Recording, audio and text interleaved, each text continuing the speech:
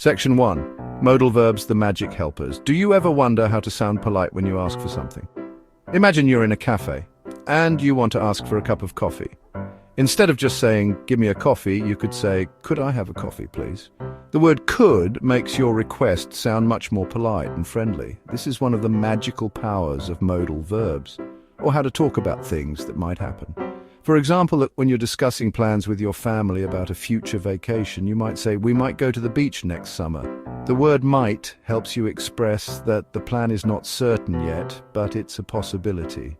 Modal verbs help us navigate these uncertainties in our conversations. Well, modal verbs can help. They are like little magic words that we can add to our sentences to change their meaning in subtle but important ways. Whether you're asking for something, making plans, or talking about what you can do, modal verbs are there to assist you. Modal verbs are like special helpers in English. They're words like can, could, may, might, will, would, shall, should, must, and ought to. These words are not just ordinary verbs, they have special roles and can change the tone and meaning of your sentences in significant ways. They add meaning to our main verbs. For instance, if you say, "I swim," it simply means you swim, but if you say, "I can swim," it means you have the ability to swim. The modal verb can adds the meaning of ability to the main verb swim. They can express ability, permission, and possibility. For example, can shows ability, may shows permission, and might shows possibility. These little words are incredibly powerful and versatile. Let's learn how to use 4 common modal verbs: can, could, may, and might. Each of these words has its own unique way of adding meaning to your sentences. By understanding how to use them, you can make your English sound more natural and fluent. And remember, these modal verbs are your magic helpers in the world of English. They can make your speech more polite, your plans more flexible, and your abilities more clear. So let's dive in and explore the wonderful world of modal verbs together. Section 2. Can and could talking about abilities. And our modal verbs that often talk about abilities. Is for now, is for the past. For example, this means you have the ability to ride a bike right now. This means you had the ability to play the piano in the past. Section 3. Can and could asking nicely and are also helpful for asking for things. Is informal, is more polite. Imagine you're at a restaurant. You could say, "But sounds a bit nicer." Section 4. May and might, permission and possibilities, is often used to ask for permission politely. For example, often talks about possibilities. For example, Section 5. May versus might. How sure are we? And can both talk about possibilities but suggests a higher chance of something happening. It's quite possible I will go. There's a chance, but I'm not sure yet. Section 6. Permission or ability. Let's act it out. Today we are going to dive into the fascinating world of language and communication. Specifically, we will explore the subtle yet significant difference between asking for permission and expressing ability. This distinction is crucial in various aspects of our daily lives, from school to work and even in our personal relationships. So let's get started and see how these concepts play out in real-life scenarios. Let's imagine some situations to see the difference between asking for permission and talking about ability. Understanding this difference can help us communicate more effectively and avoid misunderstandings. For instance, when we ask for permission, we are seeking approval or consent from someone else. On the other hand, when we talk about ability, we are expressing our capability to do something. These 2 forms of communication serve different purposes and are used in different contexts. Now let's look at some examples to illustrate this point. Scenario 1, you want to leave class early. This is a common situation that many of us have experienced.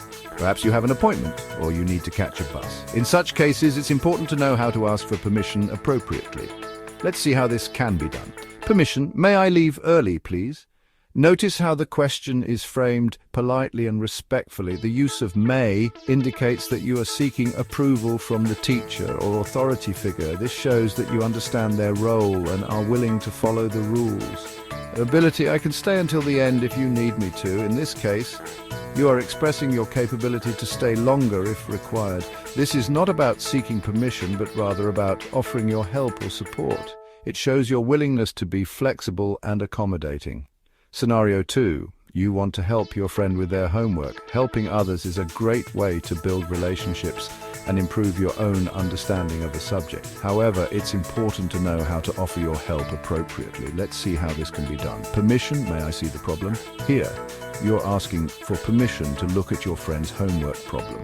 This shows respect for their work and their space. It also indicates that you are willing to help, but only if they are comfortable with it. Ability, I can help you with math. In this case, you are expressing your ability to assist with the homework. This is not about seeking permission, but rather about offering your skills and knowledge. It shows that you are confident in your abilities and willing to share them with others. By understanding the difference between asking for permission and expressing ability, we can communicate more effectively and build stronger relationships. Whether in a classroom, at work, or in our personal lives, these skills are essential for successful interactions. So the next time you find yourself in a situation where you need to ask for permission or express your ability, remember these examples and use them to guide your communication. Thank you for joining us in this exploration of language and communication. We hope you found it helpful and informative. Until next time, keep practicing and improving your communication skills.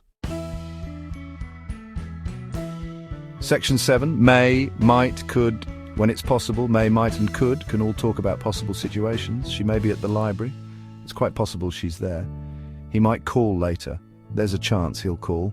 It could snow tomorrow. It's possible, but not certain. Section 8, modal verbs in a nutshell. We've learned that modal verbs are important for talking about abilities, can, could, asking for things politely, could, may, discussing possibilities, may, might, could. Remember that the meaning can change depending on the situation. Section 9. Time to practice. Now it's your turn. This is the moment where you get to apply everything you've learned so far. It's time to put your knowledge to the test and see how well you can use modal verbs in different contexts. Don't worry if you make mistakes. This is all part of the learning process. The more you practice, the better you'll get. So let's dive in and start practicing. Choose the correct modal verb to complete each sentence. This exercise will help you understand the nuances of modal verbs and how they can change the meaning of a sentence. Pay close attention to the context of each sentence, as this will give you clues about which modal verb to use. Remember, modal verbs can express ability, permission, possibility, and obligation, among other things. Let's get started with the first sentence. 1. Can you open the window, please? Can, may. In this sentence, you need to choose the correct modal verb to ask someone to open the window. Think about which modal verb is more appropriate for making a polite request.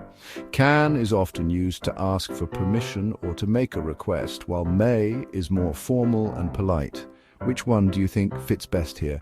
2. I couldn't swim when I was 5 years old. Can't, couldn't. Here you need to choose the correct modal verb to talk about an ability you didn't have in the past. Can't is used to talk about something you're unable to do in the present, while couldn't is used for the past.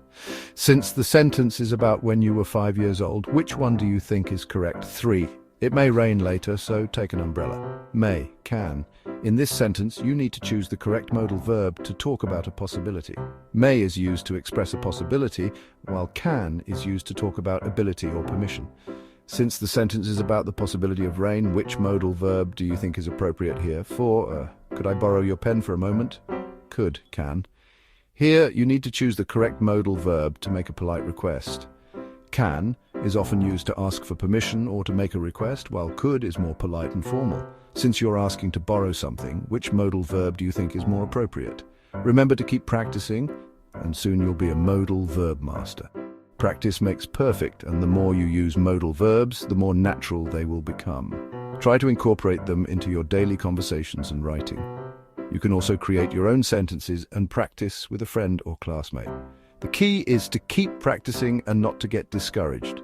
With time and effort, you'll become confident in using modal verbs correctly. Keep up the good work and happy practicing.